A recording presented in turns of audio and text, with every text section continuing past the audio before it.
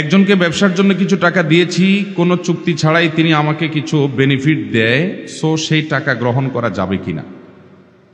আপনি টাকা ব্যবসার জন্য দিছেন, আপনার উদ্দেশ্য কি? প্রথম প্রশ্ন হলো এটা। আপনি যদি তাকে লোন দিয়ে থাকেন, হাওলাত দিছেন যে বাবা তোমাকে আমি 1 লাখ টাকা দিলাম, তুমি ব্যবসা করো, আমার মূল টাকাটা ফেরত দিয়ে আমার কোনো লাভ টাভ দেওয়ার দরকার নেই, আমি তোমাকে লোন দিছি, আমি ব্যবসার জন্য দেই নাই, এভাবে যদি দিছেন আপনি, সে আপনাকে ফেরত দেওয়ার সময় তার নিজে থেকে কিছু বাড়ায় দিস, 2000, 5000, 10,000 বাড়ায় দিছে তার নিজে থেকে। আপনি কোনো চুক্তিও করেন নাই, আশাও করেন নাই, হয়তো আপনি কল্পনাও করেন নাই সে এরকম দিবে। দেওয়ার সময় সে বলছে ভাই আপনি আমার উপকার করছেন, এই জন্য আপনার মূল টাকা দিলাম, আর এগুলো আমি খুশি আপনাকে এমনি দিলাম, যেটা আমার উপকার করছেন আপনি।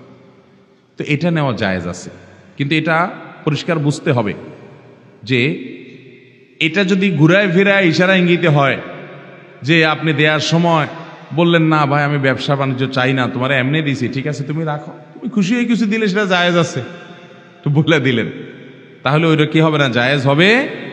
মানে যদি প্ল্যান পরিকল্পনা করে হয় তাহলে সুদ হবে। কুল্লু কারজিন জাররা নাফআন ফাহুয়া রিবান। আর দিয়েছেন আল্লাহর জন্য, উনি দেওয়ার সময় নিজে থেকে বাড়িয়ে দিয়েছেন, সেটা সুদ হবে না। এখন আপনি প্রশ্নে লিখেছেন ব্যবসার জন্য দিছেন। ব্যবসার জন্য দিছেন মানে সে ব্যবসা করবে সেজন্য হাওলাত দিচ্ছেন, সেটা হলে ঠিক আছে। আর আপনি দেওয়ার সময় যদি ব্যবসার ধান্দা থাকে তাহলে অতিরিক্ত লাভ নিতে হলে আপনাকে চুক্তিতে আসতে হবে, ঠিক আছে ভাই আমার টাকা তোমার শ্রম, ব্যবসা করো, অথবা তোমারও টাকা আছে আমারও টাকা আছে, দুইটা দিয়ে ব্যবসা করো, আমার এই টাকা আছে, এটার বিনিময়ে ব্যবসা করার পর যে লাভ হবে তার এত পার্সেন্ট আমাকে দিবা। পার্সেন্ট ঠিক করতে হবে, সেটা 50% হোক, 20% হোক, 30% হোক, উভয় পক্ষ যেভাবে ঠিক করে সেই পার্সেন্টেজ আকারে হিসাব করে করে লাভ দিতে হবে, তাহলে সেটা জায়েজ আছে। থোক মুখস্থ প্রতি মাসে প্রতি বছর একটা মুখস্থ টাকা দিয়ে গেল আন্দাজে, সেটা জায়েজ হবে